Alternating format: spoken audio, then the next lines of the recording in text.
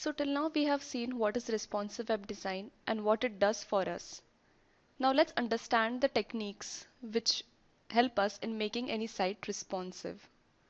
But before that, we'll understand something very basic, which is layouts.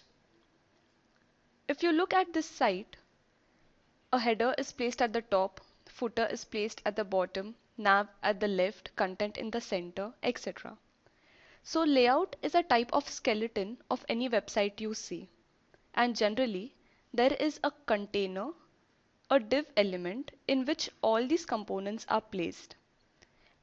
As it wraps the components inside it, we will call that div or container as a wrapper. This is an example we'll be seeing today, which is our ease site. Now what will happen if I render this site on my smartphone or my tablet or any other device except for desktop? Or if I resize the site here? If you see, there is a horizontal scroll which is appearing at the bottom as I resize the browser. So when you render this site on your mobile phone, either a desktop version of the site will get rendered or the site will break at a point. So is this a good user experience? No. Now why is this happening? Why is a horizontal scroll coming at the bottom of the page?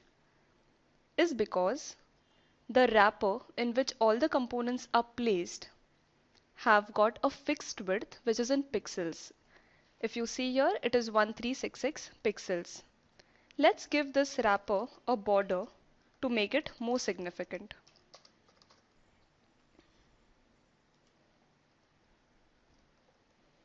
Okay. So pixels being an absolute unit, what happens is you are fixing the width of the wrapper. So no matter on how small a device you render it, you are always keeping the width of the wrapper fixed. So this is an example of a fixed layout. So the first technique which will help us making a site from fixed to responsive is the fluid technique, wherein we have to get rid of the pixels, which is an absolute unit, which we give to any wrapper. That is, first is we need fluid grids. In this example, the wrapper which has got a fixed width, let's give it in percentages. If I say 98%. Okay. And now if I resize the browser, you'll see that the horizontal scroll which was appearing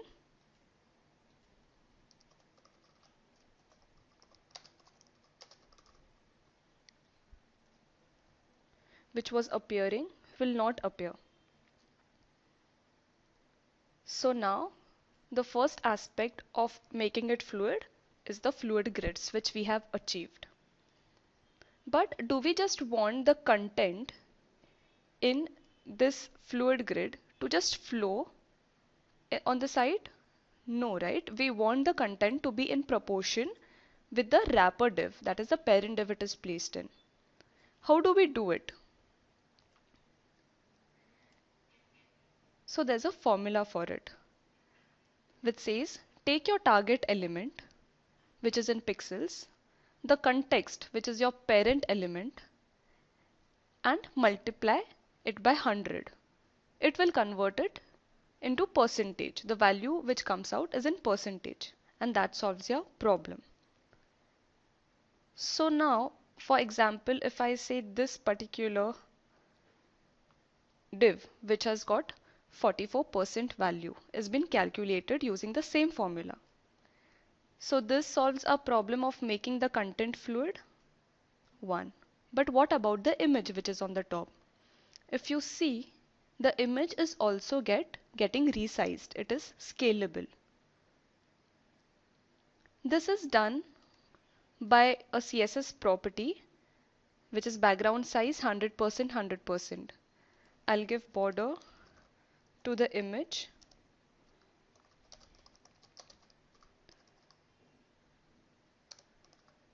So this is the image we are talking about, right? So if I remove this background size property from here, and if I now resize the browser, you will see the image is no more scalable, right? And if I refresh the page, it is scalable. So with fluid techniques, what we have achieved is we have made our content fluid, that is our grids are fluid, our images are fluid, they are scalable, they are adjusting itself with the parent element, and all this is done with the help of the formula. But with responsive web design context, what it is doing for us? One, it is making sure that the site will always fit in the available device width or the browser size we are rendering it into. But if you see here, the image, if I resize the browser, the image is losing its quality. The text is not legible. So providing such site on my mobile phone will not provide a good user experience to the user. It is just adjusting itself according to the width of the device. So with percentages and with your background size for the image, it is not solving the problem of the site to adapt itself to the available width. So here comes the second technique,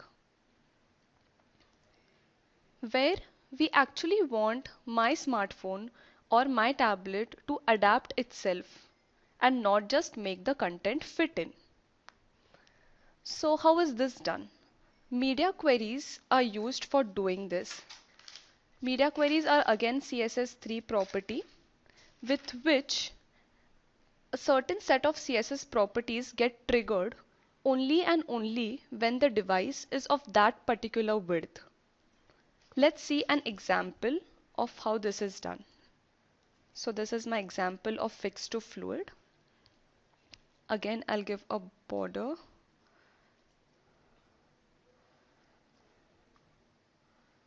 To my wrapper.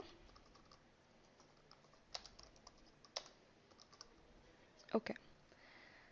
So if I resize the browser gradually, if you notice very carefully, the nav bar which is at the top is getting disappeared. The wrapper size is also getting smaller. If I resize it further down,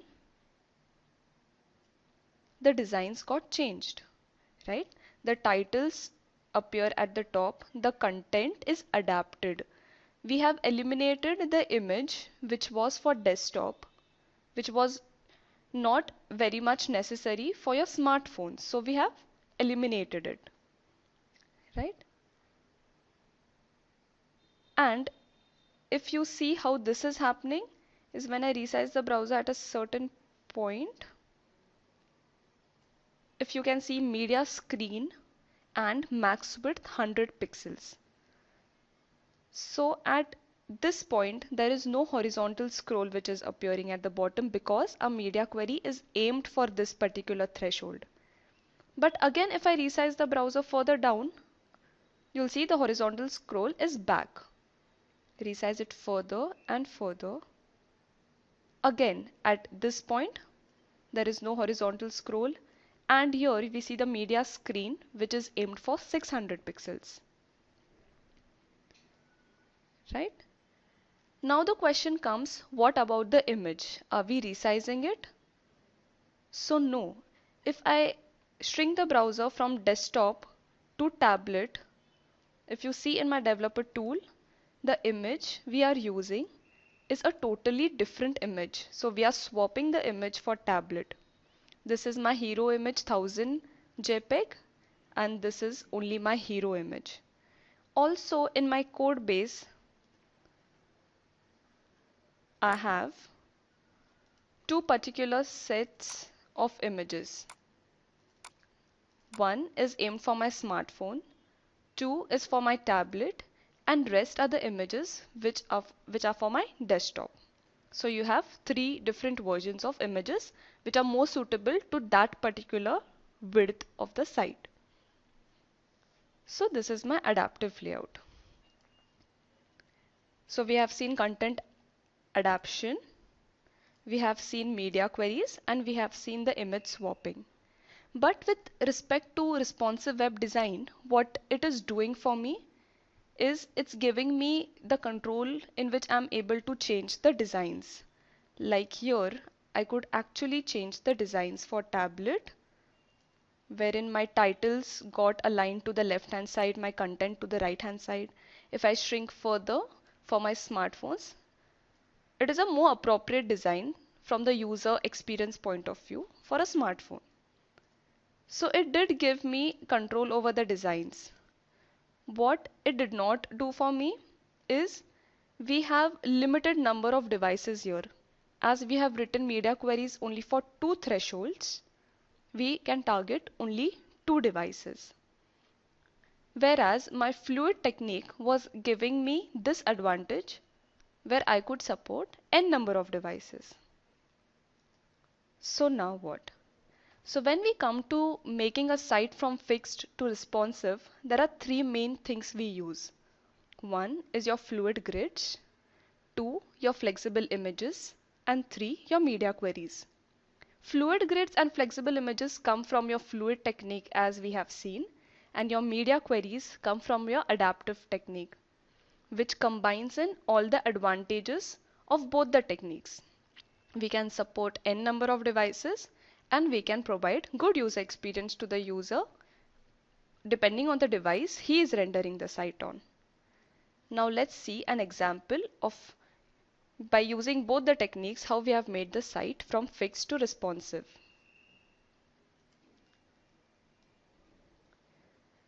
If I shrink the browser here, at a certain point the image got swapped, the nav bar got disappeared, the title is aligned to the left hand side.